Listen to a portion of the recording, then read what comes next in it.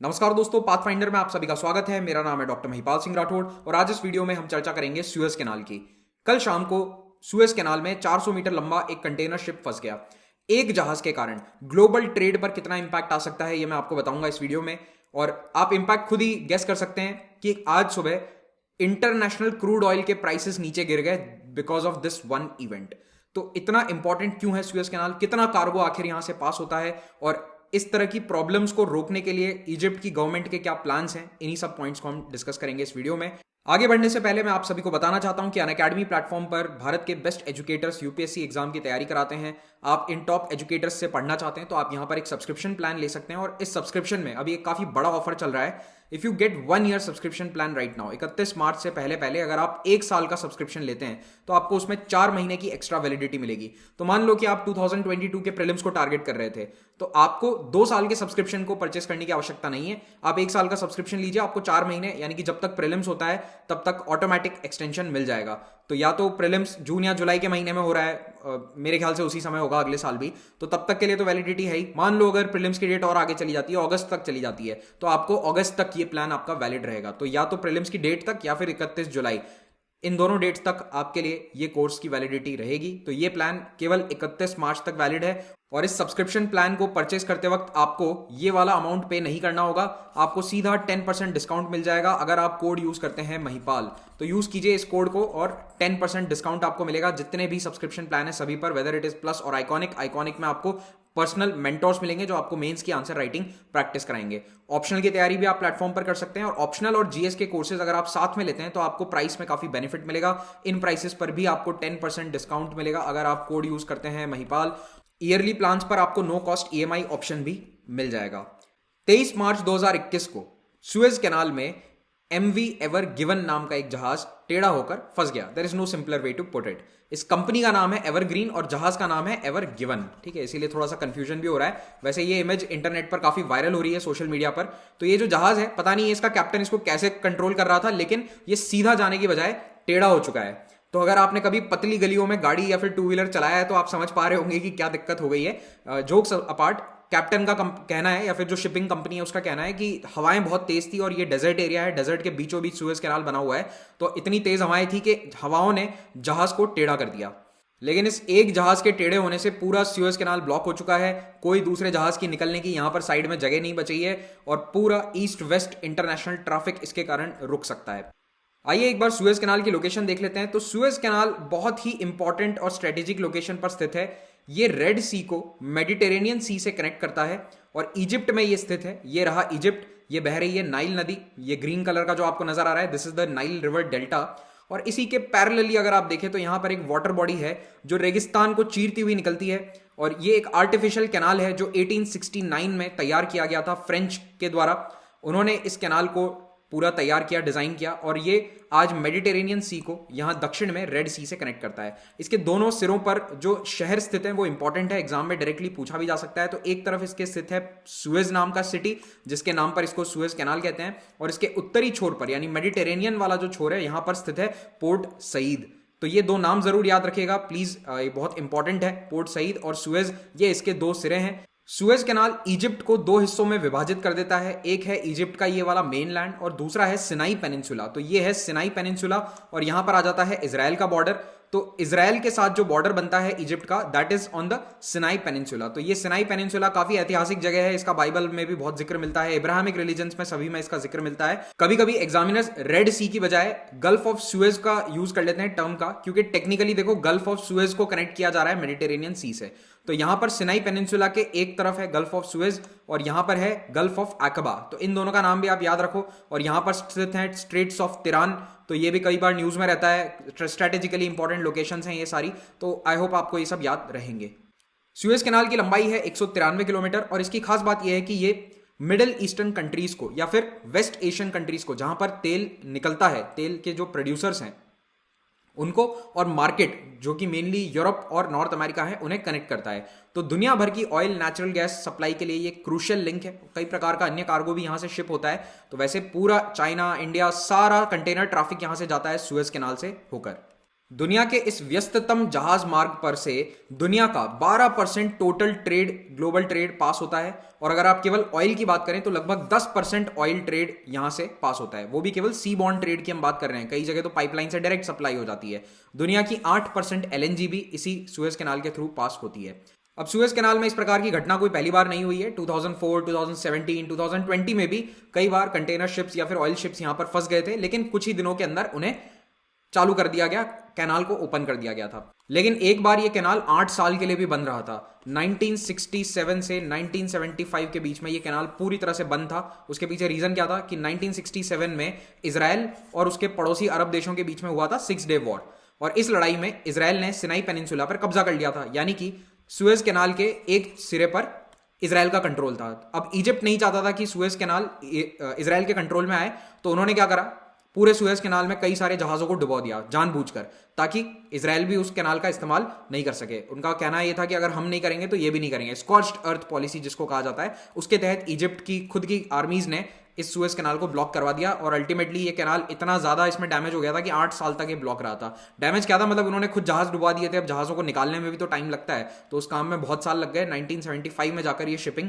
Open हो पाई थी। Thankfully अभी वाला क्लोजर इतना बड़ा नहीं लग रहा है, क्योंकि ये जो जहाज है ये काफी टेढ़ा होकर फंस गया है, तो होपफुली जो टग बोट्स हैं इसके माध्यम से इसको निकाला जा सकता है। इस जहाज का नाम है एमवी एवर गिवन। जो कंपनी इसको ऑपरेट कर रही है अभी, उसका नाम है एवरग्रीन, जो एक ताइवान बेस्ड कंपनी है। लेकिन जहाज का मालिक कौन है? जापान में बेस्ड है। और जहाज रजिस्टर्ड कहां पर है? पनामा में। और फंसा कहां है? सुएज कैनाल में। तो आजकल के जमाने में, ग्लोबलाइजेशन के जमाने में, supply chain logistics are very complicated. अब आप सोच रहे होंगे कि मैं आपको जहाज की डिटेल्स इतनी सारी क्यों बता रहा हूं, एग्जाम में कोई पूछेगा क्या? नहीं, यूपीएससी को बिल्कुल इंटरेस्ट नहीं है एमवी एवर गिवन की लेंथ आपसे पूछने में। लेकिन 400 मीटर लंबे जहाज बन क्यों रहे हैं, इसके पीछे रीजन आप समझो। रीजन ये है कि this is got to do with economics of scale. जितने बड़े जहाज होंगे उतने ज्यादा कंटेनर उन पे लोड किए जा सकते हैं, और उतना कंपनियों के लिए मुनाफा होगा। It is economical, it is cheaper to make big ships.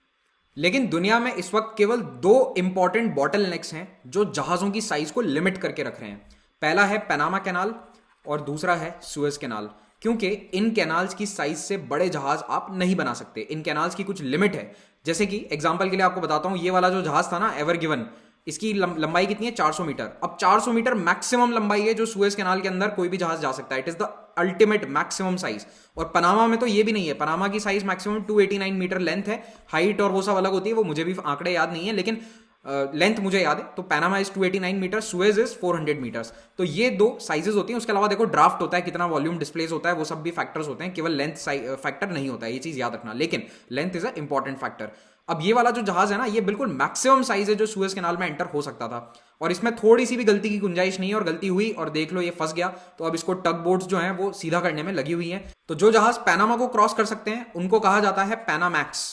ये टर्म कभी एग्जाम में पूछा जा सकता है, याद रख लेना। पैनामैक्स उन जहाजों को कहा जाता है जो पैनामा कैनाल को क्रॉस कर सकते हैं। तो इनकी मैक्सिमम लेंथ होती है 289। सुएज कैनाल में थोड़ा सा ज्यादा डायमेंशन का जहाज जा सकता है, क्योंकि यहाँ पर लॉक्स नहीं है, और बाकी कोई लिमिटिंग फैक्टर नहीं है। चाहे जितने बड़े जहाज बना लो, समुद्र में क्या फर्क पड़ रहा है, जितना भी बड़ा जहाज है वो तो तैर लेगा, बस तैरना चाहिए।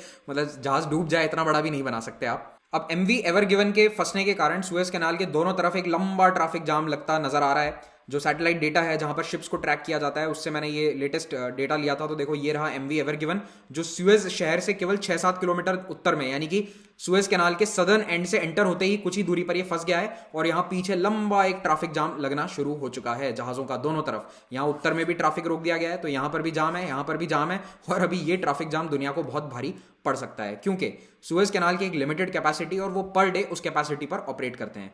और जितने भी जहाज इस वक्त आप समझो कि कैनाल के बीच में हैं, उसको क्रॉस कर रहे हैं, उनको सबको रुकना पड़ेगा, वो थोड़ा ना कंटिन्यू कर सकते हैं। इसीलिए यहाँ पर भी ट्रैफिक रोक दिया गया है। जो जहाज बीच में है वो भी रोक दिए गए हैं। तो ऑलमोस्ट 100 से ज्यादा बड़े जहाज इस वक्त रुके हुए हैं, और इसके कारण रेड सी और मेडिटेरेनियन की connectivity as of right now पूरी बंद है। लेकिन इजिप्ट ने इस प्रकार की समस्याओं को सोच रखा था कि ऐसी प्रॉब्लम कभी भविष्य में आ सकती है। इसीलिए इन्होंने 2014 में एक प्रोजेक्ट स्टार्ट किया था, जिसको इन्होंने टाइमली कंप्लीट भी कर लिया। 1 साल के अंदर अंदर इसे कंप्लीट कर दिया गया। इन्होंने क्या करा, सुएज कैनाल को डबल लेन बना दिया। जैसे इतना तो आप समझ सकते हो ना, सिंगल लेन सड़क को अगर डबल लेन बना दो तो ट्रैफिक काफी ईज अप हो जाता है। वैसे ही इन्होंने पुराने सुएज कैनाल को, जो लगभग 150 साल पुराना हो चुका है, अब लगभग क्या ऑलमोस्ट 150 साल पुराना हो गया है, इसको इन्होंने डबल लेन कर दिया, एक्सपांड कर दिया, एक पैरेलल लेन यहां पर चालू कर दिए, ताकि 2 वे ट्रैफिक हो सके। और इससे कैपेसिटी भी बढ़ेगी, एक तरफ जहाज जा सकते हैं, एक तरफ से आ सकते हैं। लेकिन इसमें भी एक समस्या है। समस्या ये है कि पूरा कैनाल डबल लेन अभी नहीं हो पाया है। जैसे अगर आप यहां देखो तो सुएज सिटी के पास जो इसका सदर्न एंड है, यहां से एंटर होते ही अभी ये सिंगल लेन है और यहीं कहीं पर वो जहाज फंसा हुआ है एमवी एवर गिवन। लेकिन जैसे ही थोड़ा ऊपर जाते हैं तो ये ग्रेट बिटर लेक आता है, इसके बाद ये जो कैनाल है ये डबल लेन बन गया है। तो नॉर्दर्न वाला जो साइड है यहाँ पर ये डबल लेन पूरी तैयार हो चुकी है, आप देख सकते हो ये डबल लेन है काफी हद तक। लेकिन अगेन कुछ इलाके में अभी भी सिंगल लेन बना है। तो अभी मतलब प्रोजेक्ट चालू है, इसमें और भी एक्सपांशन होने की गुंजाइश है। तो मान लो अगर ये यहाँ पे कहीं फंस जाता तो कोई बात नहीं, ट्रैफिक दूसरे लेन में चला जाता और जाता ही है, अभी भी शिप्स दूसरी लेन को यूज करते हैं। लेकिन फिलहाल के लिए समस्या ये है कि जिस एरिया में ये वाला जहाज फंसा है यहां पर ये डबल लेन ट्रैफिक नहीं है। लेकिन फिर भी ये डबल लेन होने के कारण काफी ट्रैफिक की समस्या से निजात मिला है। जैसे ही सुएज कैनाल ब्लॉक होने की खबर आई थी तो जो ऑयल मार्केट्स हैं उनमें भी उतार चढ़ाव देखने को मिले। ब्रेंट क्रूड का जो प्राइस है जो अराउंड $64-65 के आसपास था पर बैरल, वो आज सुबह $60 पर बैरल के लेवल के आसपास पहुंच गया था। अभी थोड़ा सा वापस बढ़ के 62 के आसपास आ गया है, क्योंकि न्यूज ये आ रही है कि इस जहाज को इजिप्ट की गवर्नमेंट निकाल लेगी। ज्यादा से ज्यादा 1 या 2 दिन इसमें इनको लगेंगे, ऐसा इनका अनुमान है। वो भी अभी अनुमान है, हो सकता है लंबा समय भी लग जाए, बट हाँ ऐसा नहीं है कि महीनों तक सब कुछ बंद रहेगा। तो अभी सैल्वेज ऑपरेशन चल रहा है। इजिप्ट के जो मंत्री हैं वो भी ये कह रहे हैं कि हम जल्दी से जल्दी सुएज कैनाल को चालू कर देंगे। तो ऐसा लग रहा है कि कुछ दिन के अंदर, मैक्सिमम 2 या 3 दिन के अंदर ये काम हो जाएगा। लेकिन प्रॉब्लम अभी क्या आ रही है कि जहाज पूरी तरह से लोडेड है, इसमें इतने सारे कंटेनर्स हैं, मैंने आपको दिखाया था फोटोग्राफ में। तो अगर ज्यादा तेजी से काम किया तो आयरन मैन 3 का क्लाइमैक्स बन सकता है। अब ग्लोबल ट्रेड पर इसका क्या असर होगा? तो देखो, सुएज कैनाल अथॉरिटी के अनुसार यहाँ पर हर साल सुएज कैनाल से 19,000 जहाज पास होते हैं, average 51.5 ships per day. 1.17 billion turns का टोटल टनेज है इनका। 2020 में इतना कार्गो यहाँ से पास हुआ था। तो इतने सारे जहाज, ऑलमोस्ट 50-51 जहाज यहाँ से रोज पास होते हैं। तो मान लो अगर 3 दिन भी ट्रैफिक रुक जाता है तो 150 बड़े कंटेनर शिप्स या ऑयल टैंकर्स यहाँ से क्रॉस नहीं कर पाएंगे।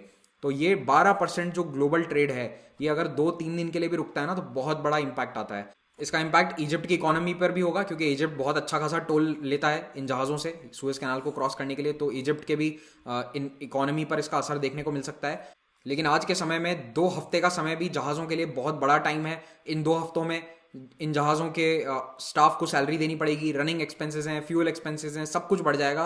और सबसे बड़ी बात, अगर कहीं पर कोई सामान देरी से पहुंचता है तो उसकी कॉस्ट ऑटोमेटिक बढ़ जाती है। पेरिशेबल गुड्स जो हैं कई सारे, वो खराब होने की संभावना रहती है। तो इसीलिए ये वाला जो लंबा रास्ता है ये महंगा पड़ेगा कंपनीज को, और कंपनी तो खर्चा इसका उठाएंगी नहीं, अल्टीमेटली कस्टमर्स के ऊपर वो महंगाई डाली जाएगी। तो सारे शेड्यूल्स बिगड़ सकते हैं और ग्लोबल इकोनॉमी पर इसका काफी बड़ा इंपैक्ट आ सकता है। आई होप आपको लेक्चर इंटरेस्टिंग लगा। अगर इंटरेस्टिंग लगा तो प्लीज लाइक बटन जरूर दबाएं, और इस लेक्चर का PDF आपको पाथफाइंडर के टेलीग्राम चैनल पर मिल जाएगा और मेरे पर्सनल टेलीग्राम चैनल पर भी मिल जाएगा।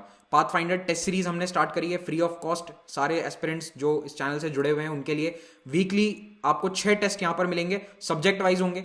जैसे मंडे को हिस्ट्री का टेस्ट है, साइंस एंड टेक ट्यूसडे को है, एनवायरमेंट इकोलॉजी ज्योग्राफी वेडनेसडे। इस प्रकार से हमने इसका शेड्यूल बनाया है। डेली 12:30 बजे ये लाइव हो जाता है। आपको इसको ज्वाइन करने के लिए कोई पैसा नहीं देना है, केवल एक अनलॉक कोड आपसे मांगा जाएगा, वहां पर महिपाल कोड यूज कीजिए और आपको यहाँ पर अच्छी रैंक लाने पर एक्साइटिंग प्राइजेस जीतने का भी मौका है। तो वैसे प्राइजेस के लिए मत जाओ, मैं तो यही कहूंगा कि प्रीलिम्स में अगर 10 नंबर भी आपके बढ़ जाते हैं इस टेस्ट सीरीज के कारण तो वो आपके लिए जीवन का सबसे बड़ा रिवॉर्ड होगा, मेरे लिए भी सबसे बड़ा रिवॉर्ड होगा। बट फिर भी आप लोगों की दिल की खुशी के लिए हमने कुछ छोटे छोटे इनाम यहाँ पर रखे हैं, उनको भी अवेल कीजिए। हफ्ते में 2 दिन हम विनर्स को अनाउंस करेंगे, 3-3 दिन के विनर्स एक साथ अनाउंस किए जाएंगे। संडे को अनअकैडमी कॉम्बैट आ रहा है, ये भी एक प्रकार की टेस्ट सीरीज है। इसमें लेकिन बहुत सारे लोग जुड़े होंगे, तो इसमें हजारों लोग जुड़ते हैं। देश की सबसे बड़ी टेस्ट सीरीज है ये, और इसमें आपको स्कॉलरशिप्स जीतने का भी मौका है। तो इसमें हिस्सा लेने के लिए भी आपको एक अनलॉक कोड यूज करना होगा, that is Mahipal, and it is completely free. तो उसमें पार्ट लीजिए। यूपीएससी सिविल सर्विसेज के अलावा किसी और एग्जाम की भी तैयारी कर रहे हैं तो उनके भी कोर्सेज अनअकैडमी प्लेटफॉर्म पर उपलब्ध हैं, तो वहां पर भी आप इन कोर्सेज को अवेल कर सकते हैं एट 10% डिस्काउंट अगर आप महिपाल कोड यूज करते हैं। Thank you very much, have a great day and please do subscribe to pathfinder.